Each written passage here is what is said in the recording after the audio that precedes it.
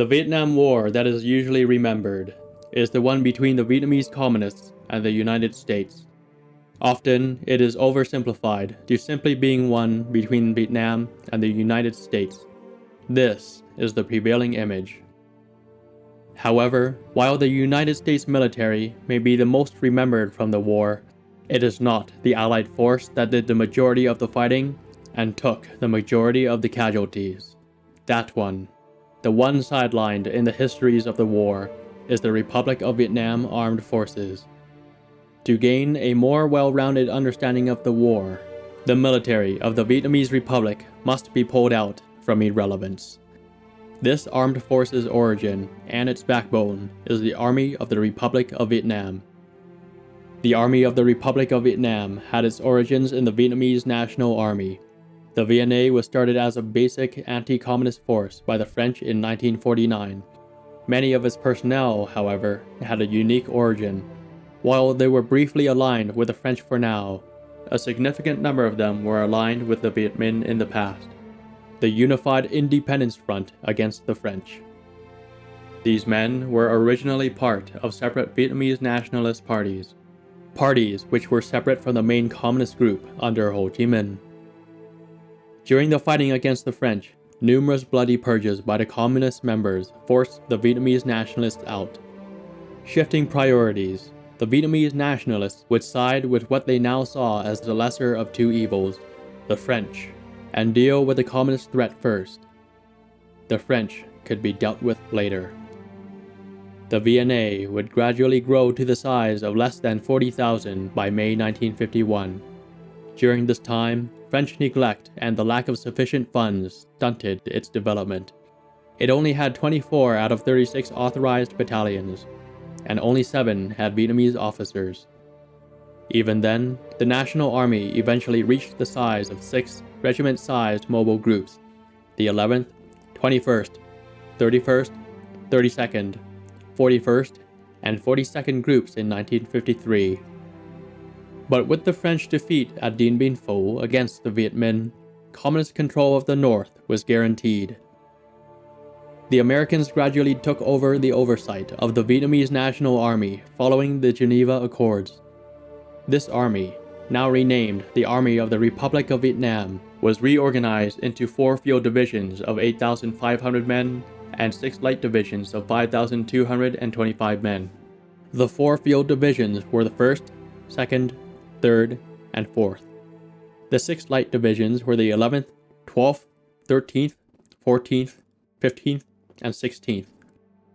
In theory, these light divisions were better suited against guerrilla forces in the underdeveloped areas of South Vietnam, while the field divisions were intended for more conventional operations. Unfortunately for the ARVN, it would be raised and trained while combating instability. There were 3 separate forces that needed to be defeated to consolidate power in South Vietnam under Ngo Dinh Diem: the Cao Dai, Hoa Hao, and Binh Xuyen. They had previously been funded by the French in an effort to fight back against the Viet Minh and had their own armies, but now these factions stood in the way of a single, unified Republic of Vietnam. After several operations and firefights, the South Vietnamese army defeated them by 1957. Along with the defeat of these factions also went the last French influence in Vietnam. However, while this new army was fighting to solidify the new government, North Vietnam had been modernizing its own armed forces. Allied leadership now recognized that there was the serious risk of conventional invasion by North Vietnam. So starting in early 1959, the ARVN was restructured again into 7 standard infantry divisions of 10,450 men. The 1st and 2nd field divisions kept their designations. The 3rd turned into the 5th, and the 4th the 7th. The 12th, 13th, and 16th light divisions were dissolved, and their personnel were transferred to the 11th, 14th, and 15th light divisions, which were renamed into the 21st, 22nd, and 23rd infantry divisions. These were the original 7 regular infantry divisions of the Army of the Republic of Vietnam, and they would hold on to these numbers until they were destroyed in 1975. On May 20th, 1961, the administrative head of the Republic of Vietnam Armed Forces, the Joint General Staff, was established. It served as the administrative, intelligence, training, and logistical core of the armed forces and was commanded by the chairman of the Joint General Staff. While it had no authority over the tactical decisions of the 4 Army Corps, it provided more direct administrative services for the Strategic Reserve Units and directly supported the strategic and tactical decisions of the President of South Vietnam. While the JGS was officially an Army staff and headquarters, it was fully inter-service, also serving as administrative staff for the Republic of Vietnam Air Force and the Republic of Vietnam Navy. But due to its Army Corps, the JGS chief had the dual role as Army Chief of Staff, while the Vietnamese Air Force and Navies had their own chiefs. The territorial forces also fell under JGS administration after 1964. The JGS served as the main South Vietnamese structure that the American Military Command Headquarters, MACV, would directly coordinate with. As such, both the JGS and MACV headquarters were located in Tân Sơn Nhất Air Base in Saigon. While the JGS was the administrative body for the Republic of Vietnam Armed Forces, it did not have tactical authority. Military command and authority belonged to each of the Army Corps.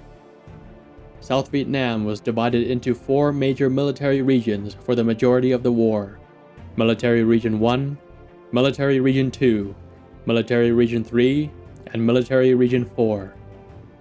Each of these regions were protected by a single Army Corps, each of which operated completely independently from each other. Their commanders wielded near absolute power in their regions, having the authority for all tactical decisions needed to fight the communist threat, as well as being the acting regional governors. They only answered to the President of South Vietnam. Each of these corps had 2 to 3 regular ARVN infantry divisions, which usually had their units deployed to the major cities of South Vietnam.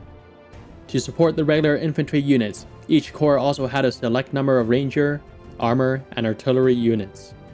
Some of these units were deployed under the command of the infantry divisions, while others remained independent, being directly controlled by the corps commander.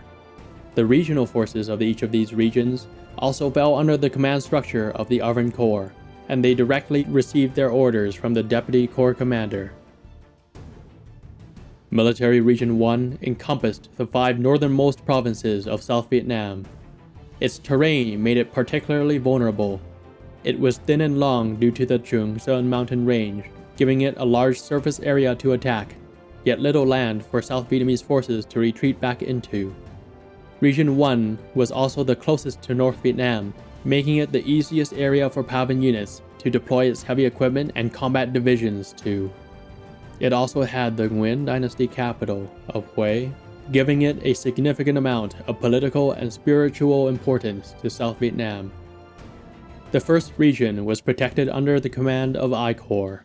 I Corps headquarters was located in Da Nang, which was the largest city and served as the logistical hub for the region. It commanded the 1st Infantry Division, which defended the top 2 provinces, and the 2nd Infantry Division, which defended the southern 3 provinces.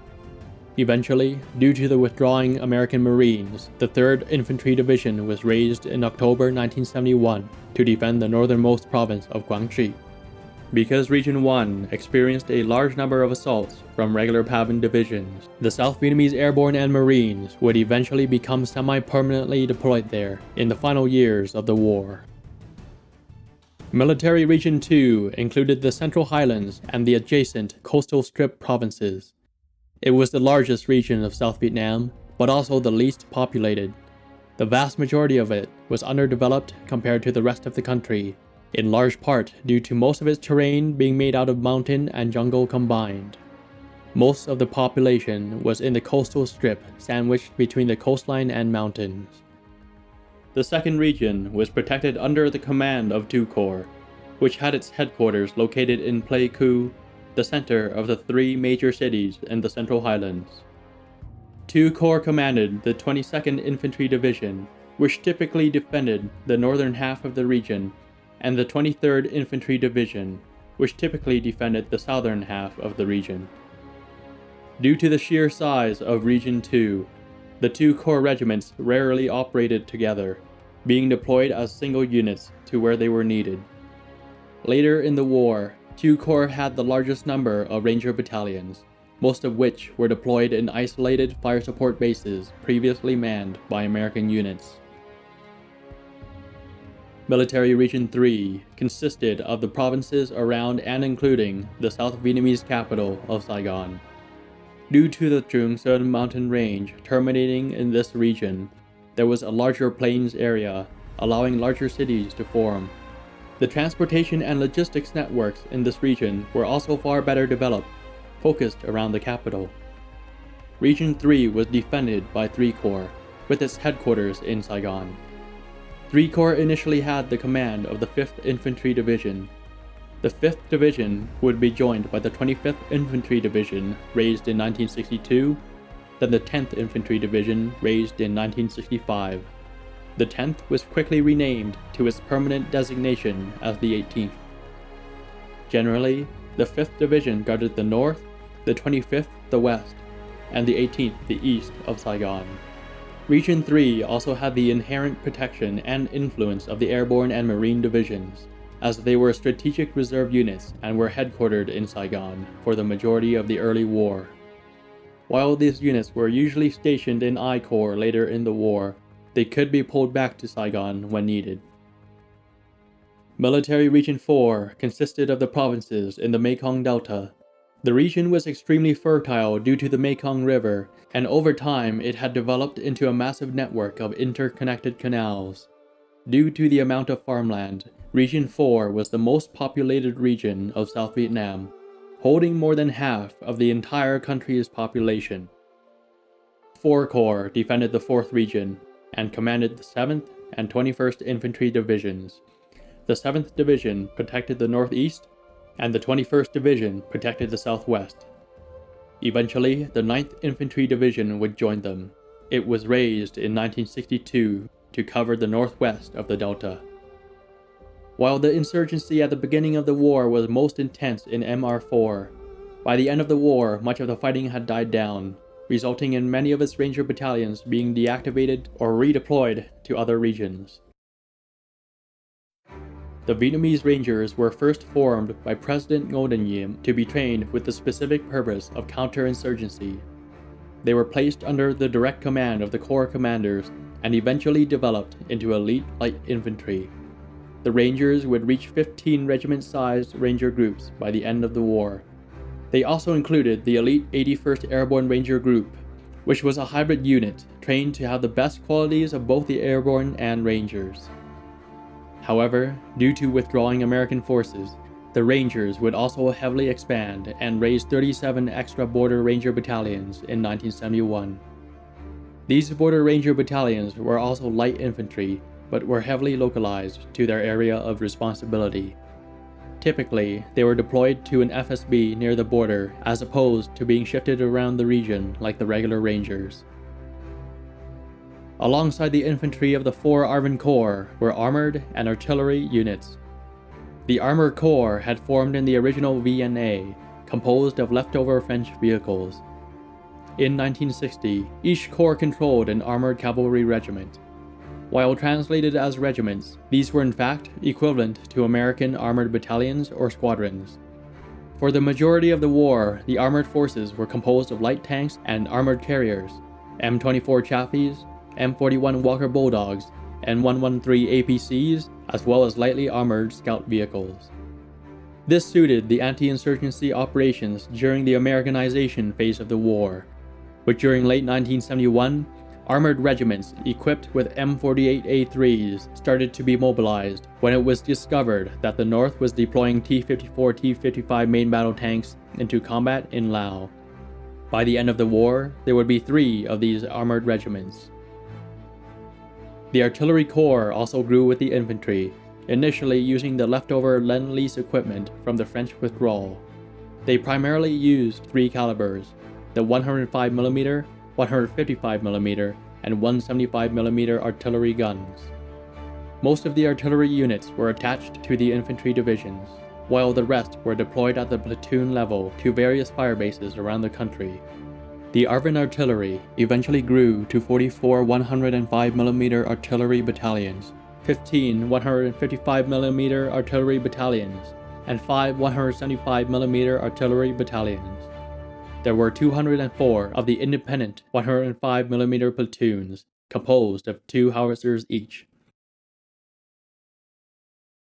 Outside of the units that fell under the 4 ARVN Corps, the Strategic Reserve was composed of the elite troops of the Army of the Republic of Vietnam, the Vietnamese Airborne, and the Vietnamese Marines. The Vietnamese Airborne was considered the best regular troops of the Army of the Republic of Vietnam.